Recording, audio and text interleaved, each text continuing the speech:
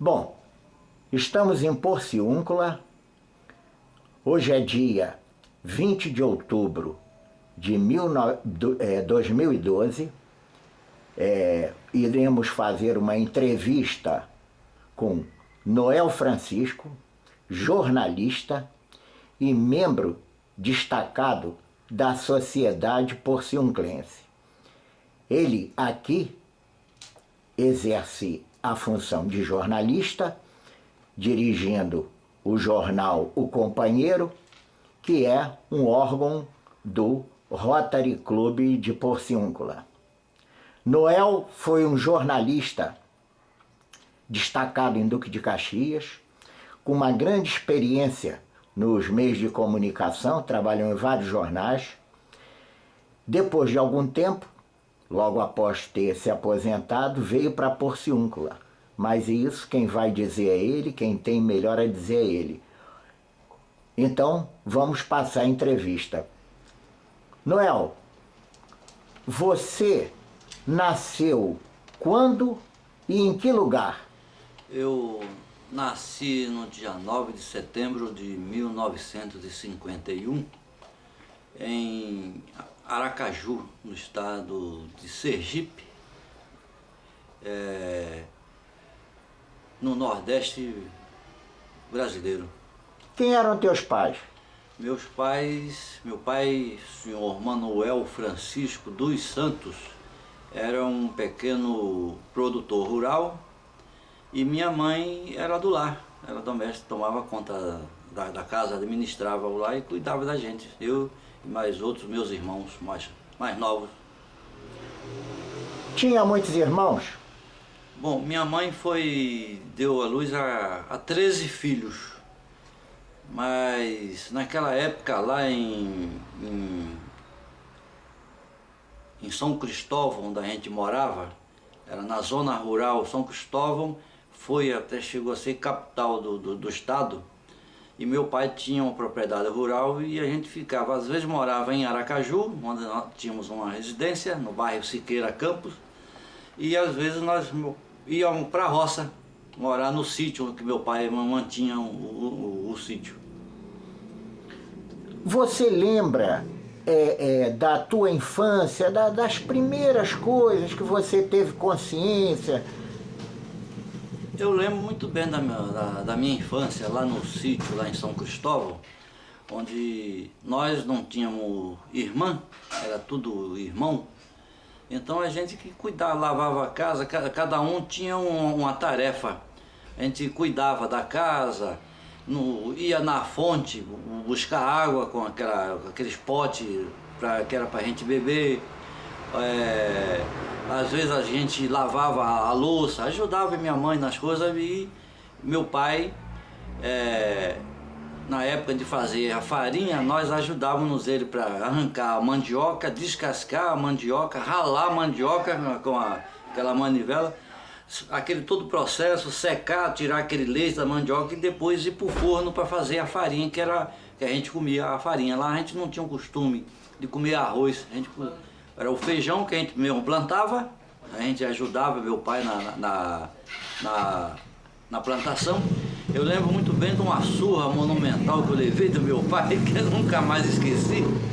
Eu cheguei da escola, aí meu pai, Noé, ele me chamava de Noé. Depois do almoço nós vamos plantar ali. Ele já sabia a medida, numa área de terra dava tantos, naquela não falava em quilo não. Era litro, a gente comprava feijão, farinha, tudo em litro.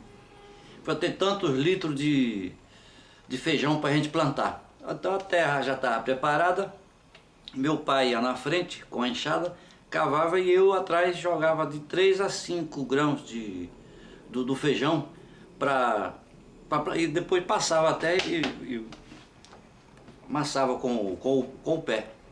Aí eu vi meus irmãos mais novos brincando e aquele sol danado, eu doido para ir brincar também. E eu não estava nem a metade ainda da terra para plantar, me deu uma agonia danada, uma preguiça, coisa de criança. Comecei a encher a mão dos grãos de feijão e jogar lá dentro. Mas aí de repente, opa, já acabou. Ué, Já acabou? Como? Eu comprei a coisa certa para dar aqui, mas você fez direitinho mesmo? Jogou 3 a 5 grãos no buraco? Sim, fiz, papai. Então tá, pode... Ih, aquilo eu esqueci. Certa vez, quando eu cheguei da escola, meu pai, Noé, quando ele falava assim, todo mundo já sabia que não era boa coisa não. Depois que você almoçar, vamos ali na roça para eu te mostrar uma coisa. Eu tinha esquecido daquilo, papai. Os pés de feijão nasceram, brotou assim, um no outro, e um atrapalhava o outro. Eu sei que tiveram que arrancar aquilo tudo de novo para plantar outra vez, mas o velho pegou. Sabe aqueles garros do coco, que tem aquele gancho no coco, quando nasce aqueles cocos ali, fica pendurado? Ele me deu uma surra daquilo, rapaz, para nunca mais esquecer. Até hoje eu lembro disso. As primeiras letras você aprendeu com quem? As minhas primeiras letras foi com a professora lá mesmo de São Cristóvão, na zona rural, uma professora, eu esqueço o nome dela. Era muito carrasca. E meu pai ainda incentivava naquela época os pais, ó, se errar pode exemplar. As professoras batiam na gente. E lá quando as primeiras letras eu aprendi com ela. E também eu sempre gostei de ler. Acho que foi por isso que eu sou jornalista. Acho que desde aquela época já tinha acho que a tendência. Quando meu pai chegava da feira aos sábados, com aquela mercadoria embrulhada nos jornais, aí eu gostava de ler aquilo, pegava os jornais e começava a ler. E gostava de desenhar também, vinha aquelas fotos de caminhão, e quando eu pegava o meu lapisinho e começava a rabiscar, foi daí que começou essa minha aptidão pelas letras. Essas foram as primeiras letras. Você teve em alguma escola próxima depois, na continuação dos teus estudos? Conta isso. Não, quando lá na minha terra, em São Cristóvão, lá a gente fazia o primário. Depois que eu fiz o primário, aí eu vim para o Rio de Janeiro, morar exatamente em Duque de Caxias. Em Duque de Caxias foi quando eu fiz a admissão ao ginásio. Antigamente a gente fazia a admissão ao ginásio. Eu fiz a admissão, morava no bairro Jardim Metrópole, lá em São João do Meriti, no Mas você teria me dito uma vez, eu ainda me lembro disso, que você pegava a pastinha para ir para a escola, atravessava o rio. Conta isso para nós. Isso, quando eu e meu irmão, o João, que é o mais novo, a gente morava num sítio, lá em São Cristóvão, e pra gente ir para a escola, eu andava não sei quando, na época a gente falava léguas, mas não sei quantos, eu sei que era muito longe. E quando chovia, tinha uma pinguela que a gente atravessava, se equilibrando naquele pau e segurando a mão num corrimão, mas que era um fio, pra gente para atravessar num dia de um lado da margem para outra do rio. Mas quando chovia muito, teve uma ocasião que a pinguela foi levada pela correnteza. E para a gente ir para a escola, eu lembro que eu tirava meus livros, que a gente não tinha pasta, a gente era muito pobre. A nossa pasta utilizava aquela sacola do leite que os americanos mandavam para o Brasil, da Aliança para o Progresso. A gente botava os livros, os cadernos ali, então, essa vez que choveu muito, que a pinguela foi levada pelas águas, a gente tinha que ficar pelado, tirar a roupa, botar a pasta entre aspas, na cabeça e aí atravessar a coisa com água, às vezes até pelo pescoço, para poder ir para a escola. Do outro lado da margem do rio, a gente botava a roupa normalmente e seguia para a escola. Bom, então isso daí foi o teu estudo primário. Bom, agora você acaba saindo da tua terra. Conta como é que foi isso. A minha terra, eu tinha um irmão mais velho, que esse irmão é do primeiro casamento de meu pai. Meu pai ficou viúvo da mãe desse meu irmão mais velho e casou-se com minha mãe. Aí esse meu irmão, o Antônio, ele mora no bairro Sarapuí, em Duque de Caxias. Ele me trouxe para morar na casa dele. Ele era o marceneiro e tinha uma oficina de marcenaria, fazia móveis sob medida. Não, fui morar com ele, lá em Sarapuí. Naquela época ainda tinha estação, aquela passagem de nível, era tudo de barro, tinha onde tem um matadouro ali, aquilo ali era um pântano. Hoje tem um conjunto residencial bonito, tá tudo asfaltado, mas naquela época tinha muito mosquito onde eu morava, e fui morar com esse meu irmão. Mas lá não combinamos com a minha cunhada, a esposa dele, aí eu fui morar com uma outra irmã no Jardim Metrópole, em São João de Meriti. Foi lá onde eu fiz a admissão ao ginásio. Então você fez em São João de Meriti? São João de Meriti. Lembra a escola? Instituto Metropolitano. Instituto Metropolitano. Bom, aí você ficou lá, e daí? Eu fiquei lá em São João de Meriti, mas novamente tive problemas com o meu cunhado, o marido da minha irmã. Aí eu larguei da casa, eu saí, fui para Caxias. Você tinha quantos anos nessa época? Eu cheguei em Caxias com 14 anos de idade. Aí até que eu saí de casa, eu acho que tinha para 16, para 17 anos, por aí. Aí nessa tua caminhada, quais foram as escolas que você estudou? Aí, depois que eu larguei a casa da minha irmã, em São João do Meriti, fui para Duque de Caxias. E lá eu tinha um amigo, era pastor aqui de Cambuci, pastor Francisco Libório, que depois ele se elegeu vereador. Como eu não tinha onde dormir, ele tinha um escritório na rua Conde de Porto Alegre, bem pertinho ali onde era a prefeitura. Ele me deu uma cópia da chave e eu passei a morar lá no escritório dele. Eu ajudava ele em algumas coisas lá no escritório, ia no lugar fazer uma coisa, fazer outra e tal. E logo em seguida eu conheci uma menina que era secretária dele na Câmara Municipal. E passamos a trabalhar junto, né? Para o mesmo vereador, o Libório. E ela sabia da minha situação, morando lá no escritório. Aí ela falou, meu padrinho é o Tenório Cavalcante, já ouviu falar? Aí, pô, quem nunca ouviu falar em Tenório Cavalcante? Mas eu tinha assim aquela imagem do que era fosse um monstro, o Tenório. Vou te apresentar ele. Falei, que nada, pô, o Tenório é um homem famoso, conhecido, você vai ter acesso a ele? Como? Eu não acreditei, né? Aí ela me levou, lembro, num sábado, lá na casa do Tenório, na Vila São José. Naquele casarão, num sítio tipo de fazenda, tinha um lago, um monte de cisne, ficava nadando dentro d'água e tal, aquela monte de árvore. Aí chegamos na casa, ele estava lá naquela varandão, de paletó, gravata, ele sempre andou. E ele tinha um gesto característico de falar com as pessoas. Esse dedo dele não dobrava não, que segundo ele foi um tiro que ele levou. E ele conversava com as pessoas, passando a mão na barba e o dedinho assim em pé. Aí ele, esse menino, chamava esse menino, você é de onde? Aí, deputado, a gente chamava, quase todo mundo chamava ele, já não era mais deputado, mas todo mundo chamava ele, deputado, eu sou de Aracaju, sou de Sergipe.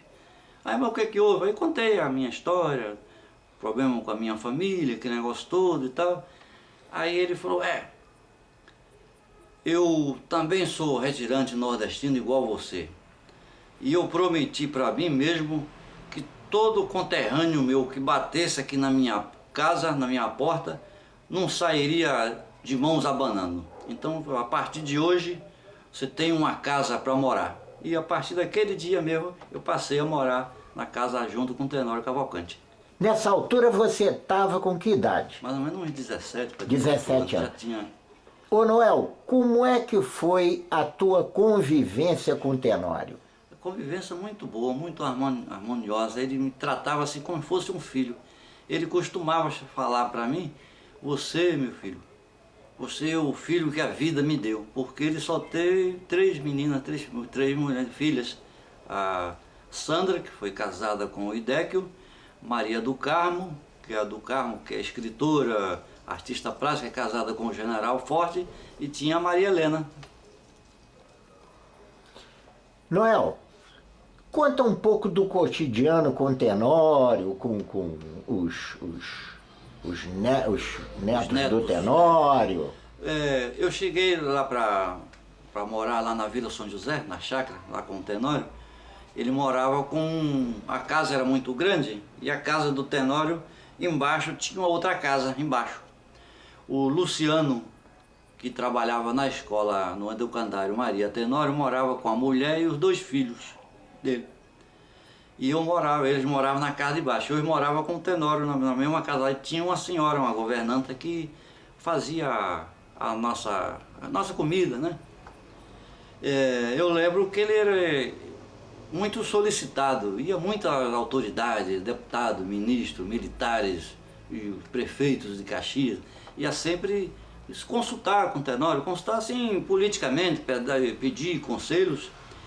E ele dormia muito tarde, ele lia muito, mas não acordava meio cedo também. Ele acordava por volta de 10, 11 horas da manhã.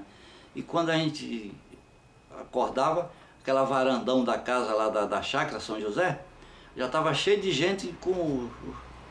pedir isso, pedir aquilo,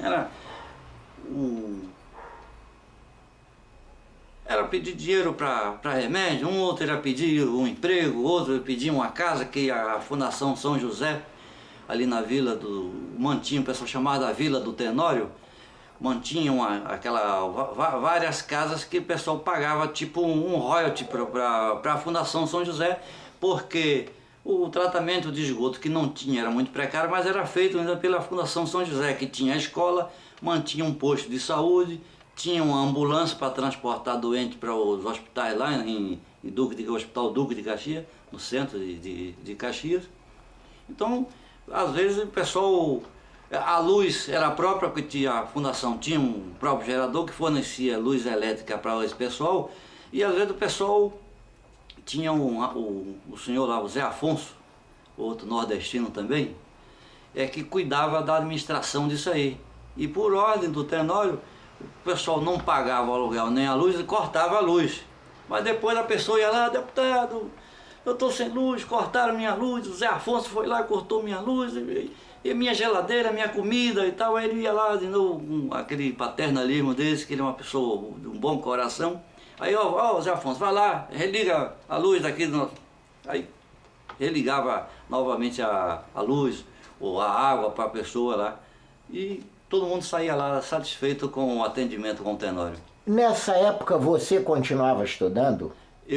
Depois que eu fui para a casa dele, ele perguntou o meu grau de estudo e eu falei que só tinha o primário, que foi feito ainda na minha terra, não tinha concluído a admissão, lá que eu iniciei lá em Jardim Metrópole. Aí lá na escola Maria Tenório, o Educandário Maria Tenório, é que eu possibilitei estudar, concluir os estudos. Depois, na parte já do segundo grau, que era chamado naquela época, eu fiz no Instituto Adventista Caxiense. Lá no Maria Tenório, você lembra de alguns professores?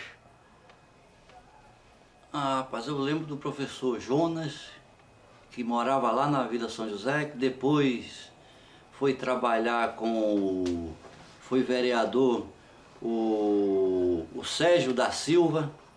O Sérgio da Silva, ele hoje mora aqui, há muito tempo mora em Bom Jesus do Itabapoana. O Sérgio da Silva chegou até a ser acusado de ter sido o matador ou mandante aquele vereador Wilson Macedo. Foi um caso muito rumoroso que chamou muita atenção da imprensa, não só da Baixada, mas do Rio de Janeiro. Não, depois nós vamos voltar a esse assunto, mas eu queria que você me dissesse, isso era lá, esse período que você estudou no Maria Tenório, morou esteve na casa do Tenório morando, isso eram os anos... Rapaz, eu não lembro, não eram os anos 68, 70 e pouco, por aí. Certo. Bom, então nós vamos continuar. Agora, você tem mais alguma coisa sobre a rotina da Vila São José? Fatos curiosos, coisas que te chamaram a atenção? Na Vila São José a gente trabalhava lá não trabalhava no colégio não. O Tenório, de- depois ele me deu uma máquina prática, que era de filme, uma máquina tipo essa aqui, que foi meu amigo Rogério Torre, que me trouxe de presente. Essa aqui tem uma grande recordação dessa máquina, que eu atuava lá no jornal A Luta Democrática. Eu era repórter fotográfico, cobria a Baixada Fluminense, só o caso de polícia. Eu fazia a ronda todas as delegacias da Baixada Fluminense, começava por Caxias, era Campos Elíseos, ia em Xerém, era lá em Bariê, São João de Meriti e até Comendador Soares, na época ainda é distrito de Nova Iguaçu. Queimados também naquela época era distrito. A gente viajava aquela baixada toda visitando, só fazendo matéria policial. Eu nessa época não escrevia, eu só fotografava. Eu lembro que nós não tínhamos nem teleobjetiva, nem grande angular, na época, quando tinha que fotografar, aquele o pessoal chamava o presunto no jargão policial, o presunto que era a pessoa que morria. E para publicar a foto do cara do jornal, como eu não tinha uma lente de aproximação, a gente fazia o recurso, era o seguinte: eu tirava a lente da máquina, botava na abertura exata e botava a lente pelo contrário, aí fotografava a cara do presunto. Como se fosse uma máquina. Essa é como é que diz, a criatividade do brasileiro, que a maquinazinha era pouco recursos, era igual essa aqui. E nessas andanças de repórter fotográfico, o que você lembra assim que te marcou, de curioso, fatos assim? Eu lembro um caso que eu não esqueço até hoje, um caso muito rumoroso, que Marli Pereira dos Santos morava na Vila Pauline, em Belfor Roxo. Belfor Roxo não era nem municipal ainda era distrito de Nova Iguaçu. Eu sei que uns policiais acusados de ter matado o irmão dessa menina Marli Pereira dos Santos. Então o caso tomou uma grande repercussão, porque essa Marli foi uma mulher muito corajosa. E ela ficou diante todo o efetivo acho que do 21º Batalhão da Polícia Militar em São João de Meriti, ia para não, São João de Meriti não, era o 20º Batalhão em Mesquita. Foram para a delegacia, todo dia ia uma parte do efetivo, naquela época acho que era 800 e pouco, 850 policiais, incluindo os oficiais. Eles iam para lá para essa mulher, a Marli, identificar os assassinos do irmão dela. Eu sei que foi uma dificuldade danada, mas o caso durou quase um ano, mas no final ela identificou todo mundo, os PMs foram presos e foram julgados. Eu lembro muito do delegado, um baixinho, doutor Geraldo Amin Chaim, era um delegado baixinho lá acho que a 54 DP em Belfor Roxo. Foi lá quando eu fiz amizade, contato com várias pessoas do Jornal do Brasil, o Dia, o Estado de São Paulo, da TV, que nós montamos ali como se fosse um escritório nosso. Todo dia a gente ia para lá de manhã, só saía à noite. A gente almoçava, tomava café para acompanhar esse caso que causou uma grande repercussão lá na Baixada, na imprensa da Baixada. O outro caso pitoresco e curioso é agora, mas na época eu acompanhando o repórter policial Amado Ribeiro, que era um repórter muito famoso, e nós tínhamos feito uma ronda na Baixada e naquele dia não ocorreu nenhuma morte na Baixada Fluminense. E a gente voltava para a redação de mão vazia. Eu falei, nossa, hoje não vamos escrever nada, não vamos ter nada para fazer. Quando passando pela rua, não sei que lá, acho que é Joaquim da Costa Lima, e que sai do centro de Belfor Roxo para o lote 15, acho que é essa avenida que liga o centro de Belford Roxo ao lote 15.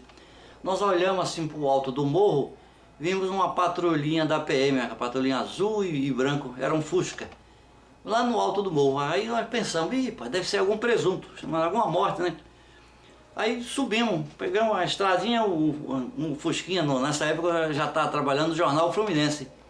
Aí subimos o morro, quando chegamos lá, os PM estavam desovando um cadáver. Desovando, quer dizer, que eles tinham matado o cara e estavam deixando lá. Ou não sabíamos se o cara foi executado, foi morto lá mesmo, ou foi levado para lá. E eu sei que quando nós chegamos, que pressentimos aquela situação, os PM também ficaram pegos de surpresa. Eu sei que o Amado Ribeiro, numa perícia incomum, deu uma meia volta no Fusquinha e descemos o morro, vamos embora para a redação em Caxias. Porque senão o presunto ia ser você. Né? Presunto. Agora, Noel, esse período que você está me falando, era um período muito difícil. Eu tenho a impressão que era muito difícil até para o repórter policial, porque era um período de ditadura, a polícia fazia praticamente o que queria, era incontrolável. E conta isso aí. Rapaz, nós enfrentamos muitos problemas com a ditadura.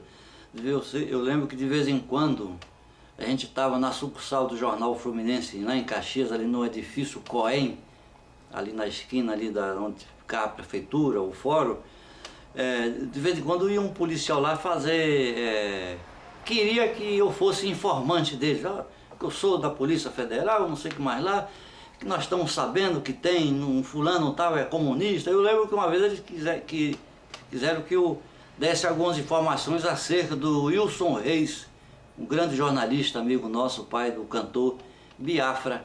Mas aí eu, meio um pouco sem experiência, mas eu não queria ser o dedo duro de ninguém mesmo, porque não tinha nenhuma afinidade com a ditadura, que era eu já tinha até sido vítima, nunca cheguei a ser preso nem torturado pela ditadura, mas de uma certa forma, quem trabalha na imprensa não pode ser a favor da ditadura ou de nenhum tipo de repressão.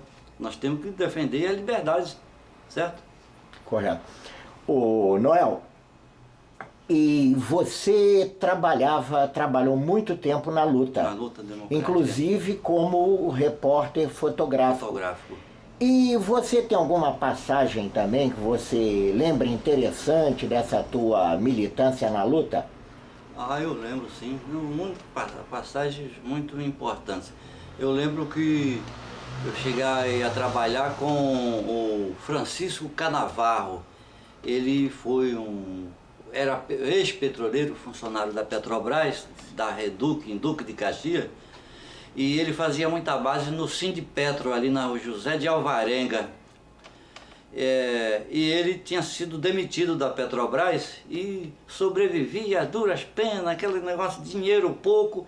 E ele, de uma certa forma, era meu chefe imediato na luta democrática. E foi através dele que eu fui abandonando mais um pouco a fotografia e passando mais a escrever. Ele me dava assim orientações, dava algumas pautas, escreve-se assim, dava aquelas dicas. Naquela época a gente escrevia na máquina, a velha máquina de escrever.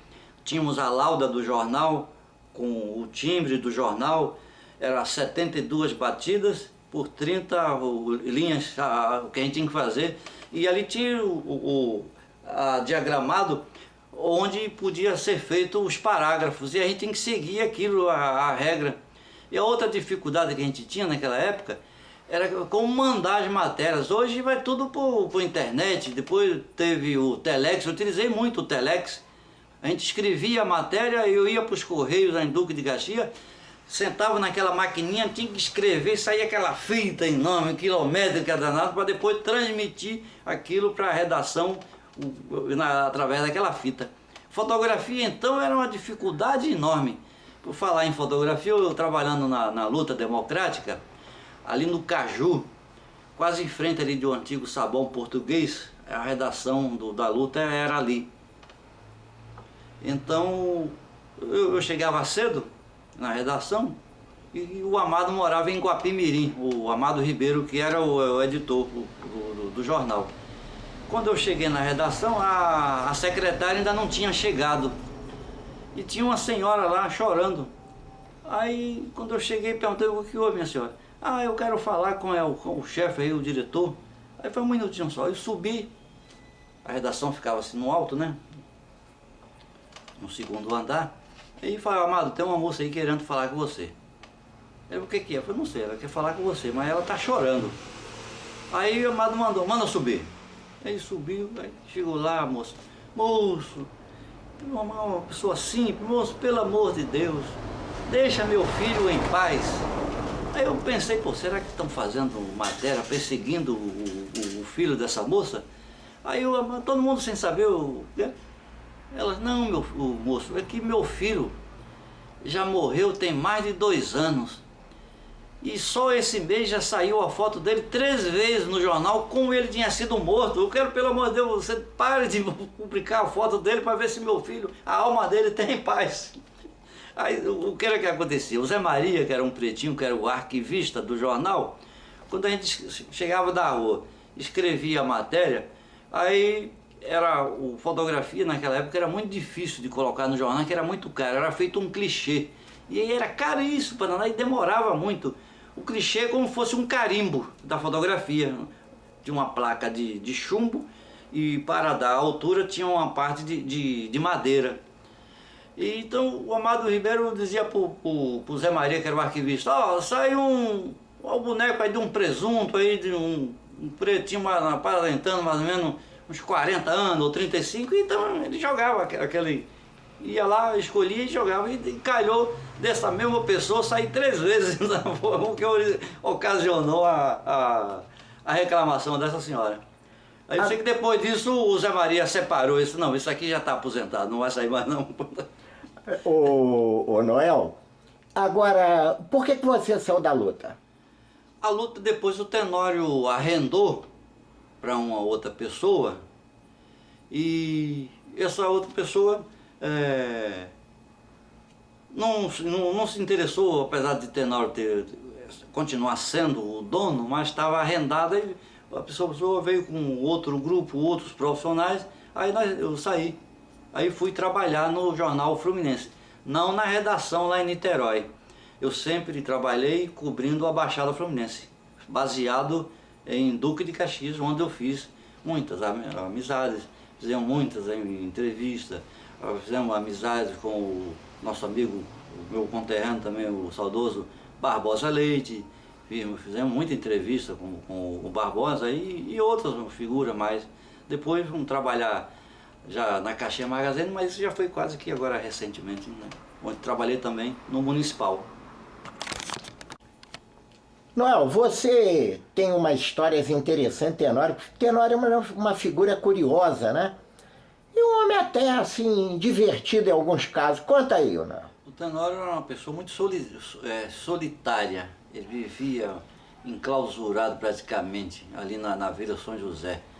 Ele falava, era da UDN, mas foi caçado pela Revolução. E ele dizia que preferia viver preso na terra dele do que ser livre na pátria dos outros. Então ele foi um dos poucos políticos que foram caçados que não saiu do país. Ele nem saiu de Caxias, ficou a vida inteira recluso lá na Vila São José, e poucas vezes ia na Fortaleza, no centro de Caxias. Ele gostava do contato com aquele povo simples, humilde, pobre da Vila São José. Que a Vila São José é aquela vala negra por meio da rua.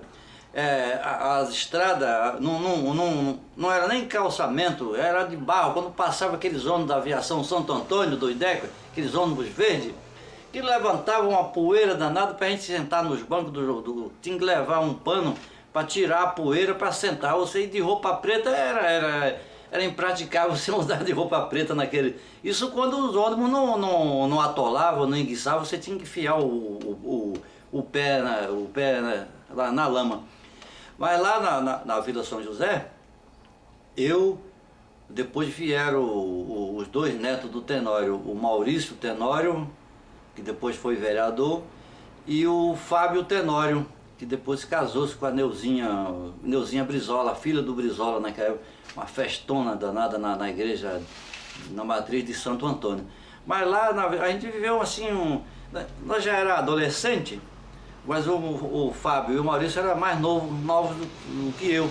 A gente vivia ali na Vila São José, andava para lá e para cá, naqueles botecos ali, já tomava uma cervejinha, comia um tira-gosto. Eu lembro que tinha o seu Zé Pernambuco, ali na Avenida Delgado de Carvalho, aquela rua principal da Vila São José. A gente ia para lá, era um homem ignorante, uma topeira, tinha um coração enorme, mas daquele jeito nordestino, brabo. A gente chegava lá, ô seu João, me dá uma catuaba daquela boa. Aí ele chegava pra gente, eu não sei se é boa não, que eu não bebo esse troço. Mas a gente, o Zé Afonso, o Luciano, que era o sobrinho do Tenório, que morava lá, que tomava conta do colégio, a gente frequentava ali, andando pra lá e pra cá. E a nossa vida era sempre ali, junto do Tenório, junto com esse povo. Não tinha aquele negócio de ser, não, porque é filho do Tenório, é neto do Tenório. E o Tenório também não dava essa guarida pra gente, não. A gente tinha que ralar. Eu lembro que pra gente ir pra praia, eu, o Maurício e o Tenório, a gente não botava short lá na casa do sítio, na Vila São José. Lá ele exigia, não permitia que a gente ficasse nem de bermuda. Tanto é que eu não tinha o costume, até quando eu vim pra cá, eu não ficava sem camisa dentro de casa, na minha casa. Minha mulher até reclamava, você nunca tira a camisa, um calor desse? Era porque eu não tinha o hábito, que o Tenório exigia lá que todos nós ficássemos de roupa social, ou de paletó, ou de blazer, porque a casa era muito visitada por autoridades, e ele não permitia isso. Então, pra gente ir pra praia, ele tinha um apartamento lá no Flamengo, a gente botava a roupa, o short do carro, eu lembro um Voyagezinho meio velho que o Maurício tinha, e a gente ia pra praia, lá pro apartamento, trocava de roupa, ia pra praia, nós íamos lá pro Leblon, e na hora de almoçar, a gente ia pra casa do Idec, um apartamento do Idec, ele morava ali naquela principal avenida de frente pra praia. E foi uma dessas frequências na praia que eu conheci e tive o privilégio de dividir uma mesa com o homem que fez Garota de Ipanema, como é o nome dele? O Vinícius de Moraes. Vinícius de Moraes, lá no bar Garota de Ipanema, tomando um chopp com ele lá. Eu tive esse privilégio de bater papo com ele. Tinha o bar Garota de Ipanema, que eu acho que ainda tem até hoje. Era na Rua Montenegro, que hoje chama-se Rua Vinícius de Moraes, em homenagem a ele. Certo? Exatamente. Aí depois a gente voltava para casa com roupa e ficava lá normal. Eu lembro também outras coisas com o Tenório. Final de semana a gente saía para ir lá para Caxias, no centro de Caxias. Tinha a Carla, que era o point da época de Caxias, os políticos, aqueles bicheiros tradicionais lá, os filhos do seu João Bicheiro, o irmão do Messias Soares, o Onêncio, o Wallace. Tinha o Getúlio Gonçalves, também frequentava lá, só a nata de Caxias, os políticos frequentavam, e a gente ia lá também, frequentava. Às vezes não tinha dinheiro, a gente pendurava lá, aí a gente ia fazendo, pagava um antigo e pendurava um novo, pagava um antigo para manter o crédito. E o Tenório dava um dinheirinho pra gente. Ele tinha mania de esconder os dinheiros no bolso das calças, os bolsos do paletó, ele tinha uma mania. O dinheiro mais grosso, ele malocava no lugar que ele achava que não era mais difícil de botar a mão quando alguém pedisse dinheiro, porque ia muita gente lá pedir dinheiro a ele, e a jornalista pedir dinheiro, e a policial. Eu lembro, vocês vão sair? Então vou o seguinte, eu vou te dar um dinheiro aqui pra vocês, não é pra você gastar tudo não. Ele metia a mão no bolso assim, às vezes ele errava a mão, a gente via aquele dinheirão bom, aí ele não tinha como retroceder, aí dava, digamos assim, quando fosse uns 200 reais hoje, não sei a quantidade, mas digamos que fosse uns 200 reais, ele foi, toma aqui, 200 reais pra você. Mas só que é o seguinte, ele, como sempre, passando a mão na barba assim, se eu te der os 200 todos, vocês vão gastar hoje. E amanhã vão me pedir mais. Então é o seguinte, vocês têm 200, mas leva 100 e deixa 100 de crédito aqui comigo. Para amanhã vocês precisarem, já tem aqui de crédito. E isso, eu nunca tinha o crédito. Na outra semana era sempre a mesma coisa, sempre levava só a metade. Eu lembro também outro fato pitoresco, Teve um júri do, acho que Otacílio Lacerda, acusado de um homicídio lá em Caxias. E ele chegou para mim, esse menino, chamava a gente esse menino, eu quero você lá no Fórum de Caxias. O doutor Luiz César de Aguiar Bittencourt, o pessoal chamava ele doutor Frankenstein, era um altão, um grandão, todo era tipo um Frankenstein mesmo, mas é uma pessoa boa, presidiu o júri. Aí ele falou, ó, eu quero você lá, fotografar, fazer a matéria para a luta democrática. Nessa época eu estava na luta. E nessa época eu mesmo escrevia e eu mesmo fotografava, com a minha velha prática. Aí eu cheguei lá assim, de roupa de jeans, uma camisa normal, de tênis, e ele estava lá com aqueles advogados lá na nata, nos preparativos para o júri. Aí ele deu aquela olhada assim para mim, chamou assim no canto do ouvido. Isso é tarde você vir para cá? Nem fala que me conhece não. Eu falei, não, mas deputado, eu vim, a roupa que eu tenho é essa aqui. Eu falei, não é possível, você não tem roupa não? Eu falei, não. Aí ele, como ainda tinha mais tempo para o júri, ele tinha uma loja que o imóvel era dele, né, a loja.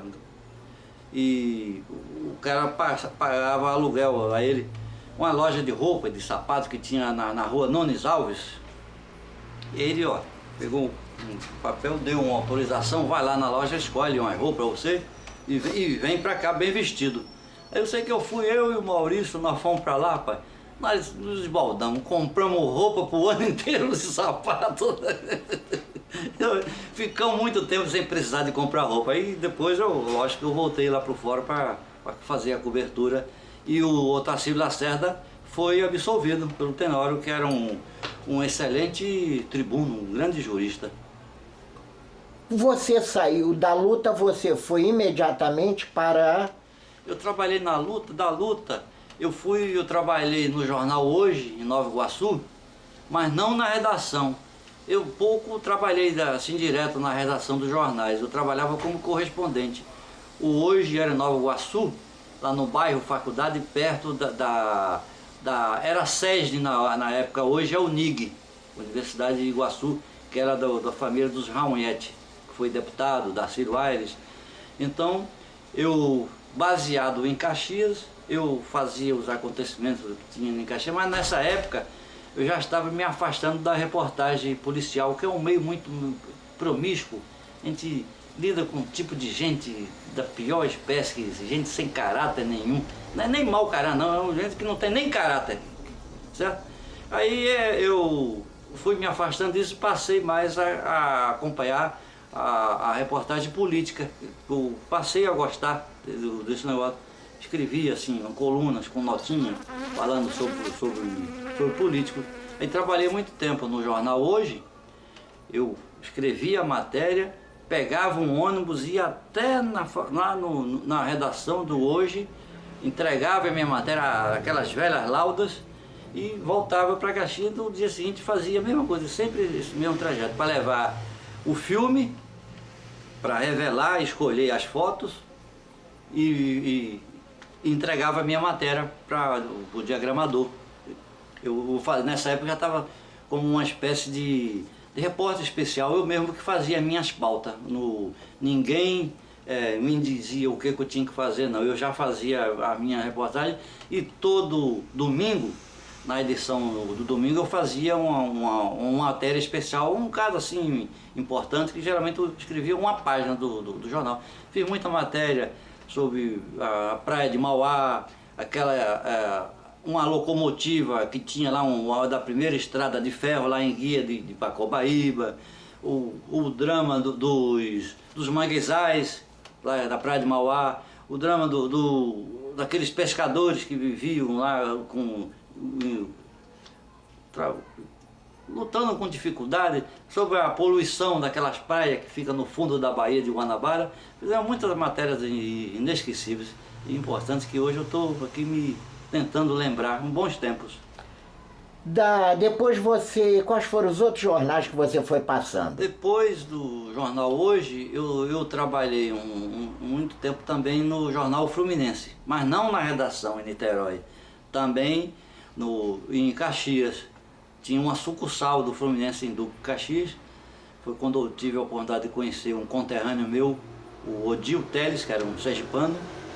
Depois o Fluminense fechou a questão financeira, essa sucursal em Caxias, e eu fui remanejado para a sucursal do Fluminense no Rio, lá na rua da Alfândega. Mas eu tinha que ir para a redação, lá para a sucursal no Rio, e voltar para a Baixada, que eu sempre trabalhei na Baixada e que quase ninguém dos repórteres não gostava da Baixada, achava lugar de pobre, um negócio de violência e tal. E eu sempre quis da Baixada, que eu nominava a Baixada, eu tinha a Baixada como na palma da minha mão. Além de conhecer tudo, já conhecia muitas pessoas também. Aí eu ficava aqui na negócio de ir e voltar, e eu propus ao chefe lá, ele me liberou de comparecer todo dia na redação, lá no Rio. Eu ficava em Caxias mesmo, na Baixada ali, e mandava meu material pelo Telex. Eu escrevia meu material, eu tinha uma amizade, ia na Câmara Municipal, ia no escritório de um amigo. Eu lembro do Dr. Valdir de Souza Medeiros, um grande advogado, tinha sido cassado pela Revolução, foi presidente da OAB. Ele tinha um escritório no edifício Cohen, não, edifício Cohen, né? O edifício Cohen na Conde de Porto Alegre. Então ele deixava a gente usar os telefones, a gente ficava, não era só eu não. Tinha o Luiz Carlos Garcia, que era da sucursal do Dia, lá em Caxias. Tinha o Amado Ribeiro também, que utilizava. E na época ele era presidente da OAB, a gente dava uma recorte, fazia umas importâncias, que era uma figura importante, tinha sido deputado, foi cassado. E às vezes ele chamava a gente no final de semana, pagava uma cervejada pra gente, pagava almoço, a gente ficava por ali, era muito bom. Ô Noel, quando você trabalhou no Fluminense, se eu não estou enganado, teve uma figura que foi muito importante, famosa, chamada Baleixo. Isso, eu conheci. Você tem alguma referência do Baleixo? Eu conheci, mas não convivi muito com ele não. Eu convivi mais com o Pinheiro Júnior, que ainda está vivo até hoje, mora em Niterói, não sei se já morreu, que tem muito tempo. O Silvio Paixão, que morreu até pouco tempo, é aqui de Itaperuna, convivi, foi meu chefe no Fluminense. O engraçado é que no Fluminense, o Silvio Paixão era o meu chefe, ele era o editor do jornal. E eu trabalhava lá, ganhava carteira assinada, mas ganhava era o piso da categoria, que o jornalista trabalha. Tem o piso para quem trabalha 5 horas diário ou 7 horas diário. Eu trabalhava 5. Mas depois eu descobri, pela tabela do sindicato, que você trabalhando como freelance, ganhando por matéria, você ganha por matéria, então vou pedir, vocês me mandem embora, dá baixa na minha carteira, eu vou receber todo o direito trabalhista que eu tenho, mas eu vou continuar trabalhando com o jornal, mas ganhando por lauda, por matéria. Eu lembro que eu passei a ganhar até mais do que o Silvio Paixão. Aí teve uma época que ele cortou, se eu escrevia, digamos, 50 matérias, ele só me pagava 25. Eu falei, não, eu estou ganhando por produção, se eu não escrever nenhum, eu não vou ganhar nada, mas se eu fiz 100, eu quero receber os 100. Aí foi uma luta para eu receber, eu sei que fui até o Dr. Alberto Torres, que era o dono do jornal, que aí ele me pagou aqueles atrasados todos. Não era justo, né? Se eu trabalhar por produção, você tem que, se eu produzir, eu ganho, se eu não produzir, eu não ganho nada, certo? E nessa época foi quando eu sempre gostei de viajar. Passei a percorrer o interior do Rio de Janeiro, em muitos lugares. Foi quando, na época, eu conheci Porciúncula, que eu soube que aqui era disputado uma etapa do campeonato estadual de asa delta, de voo livre, e uma fase do campeonato nacional também. Os entendidos que Porciúncula é um dos melhores lugares para a prática do voo livre. Tanto é que a prefeitura aqui, apesar que já acabou isso, não esqueceram, adotou um slogan de Porciúncula, o paraíso do voo livre, mas isso hoje já foi extinto. Então eu conheci Porciúncula por causa disso. Vim cobrir o campeonato de voo livre. O jornal pagava minha diária para despesa, para alimentação e hospedagem, e me dava o filme, e eu ganhava por matéria. Aí eu aproveitava, sempre fazia outras matérias, a gente, num lugar como esse aqui, outros lugares, você tem que ter o faro jornalista para saber o que é notícia e o que era interessante. Que o Fluminense tinha um suplemento que saía aos domingos chamado O Estado, que era tipo uma revista do jornal, que era encartado aos domingos. Aí eu aproveitava essas minhas viagens para fazer esse tipo de matéria. Agora, Noel, você também trabalhou em outros jornais independentes da luta, do Jornal Hoje. Eu trabalhei lá com o Jordão Amora, lá em Niterói, com o jornal, acho que A Notícia, não lembro bem não, lá de Niterói. Mas também trabalhei também no Jornal Municipal, já não era mais o Aragão, o dono do jornal, Euriques Aragão, ali na rua Correia Meia. Ele já tinha vendido o jornal para o Valci de Almeida, dono do jornal Hoje, lá de Nova Iguaçu. Eu trabalhei lá com João Ramos, o Wilson Reis e outras pessoas lá. Eu trabalhei muito tempo e depois fui até editor do jornal municipal. Trabalhei também muito tempo na revista Caxias Magazine, fiz muitas matérias. Foi lá quando eu conheci você. Valente, o Barbosa. Aqueles passeios históricos que fazia no Porto da Estrela, Fazenda São Bernardino, aqueles passeios culturais que você organizava, a gente vai lá. Eu conheci o professor Menezes, conheci o Barbosa, o Valente e muitos outros. Conheci também o Messias Neiva, certo? O artista plástico. E a gente frequentava muito ali o bar do Belarmino. Bernardino. Bernardino, né? Bernardino. Ali ao lado dos Correios, da rua Presidente Vargas, né? Isso. Ali eu lembro que às quarta-feiras faziam um cabrito. Cabritão, Cabritada, todo mundo era coisa. E à noite a gente frequentava lá, no bar do Bernardino, era palco de assim, muita manifestação cultural. O Nélio Menezes, saudoso, lançou o livro lá, Eldemar de Souza lançou o livro de cordel lá, o Barbosa também era um poeta, também lançou muito livro lá. A gente era ali o foco da cultura de Caxias, era no bar do Bernardino. Depois tinha também o bar do Silvério e o Mira Serra também era outro local que a gente frequentava, a intelectualidade. Eu naquela época eu não tinha nada de intelectual, eu vivia no meio desse pessoal, queria ser aceito para aprender um pouco com eles. E aprendi muito. Eu me lembro de você muito, independente dos passeios históricos, muito no bar do Bernardino. E eu só queria somar uma coisa, o bar do Bernardino teve uma importância muito grande, na medida em que lá foi feita a primeira exposição fotográfica praticamente de Duque de Caxias. Nunca tinha existido uma exposição fotográfica. E essa exposição foi feita com fotos do Barbosa, fotos minha, do José Roberto, do Valente. Eram 4 fotógrafos. Então o título da exposição foi Expose 4. E eu me lembro que numa das fotos que nós batemos na Expose 4, você estava presente. Eu com certeza devo ter, eu participava através da Caxias Magazine. Lá nós tínhamos lá o Chiquinho Maciel, nós tínhamos lá um nome daquele rapaz que é parecido com aquele Montenegro, o cantor, é o Beto Gaspari. Beto Gaspari. O Luca. Falecido. Infelizmente faleceu até pouco tempo, eu soube notícia pelo e-mail que foi mandado pelo professor Estélio. O Estélio também, né? Participava muito disso aí também. Ele não era... O Estélio participava na questão cultural, até porque ele foi secretário de Educação e depois de Cultura.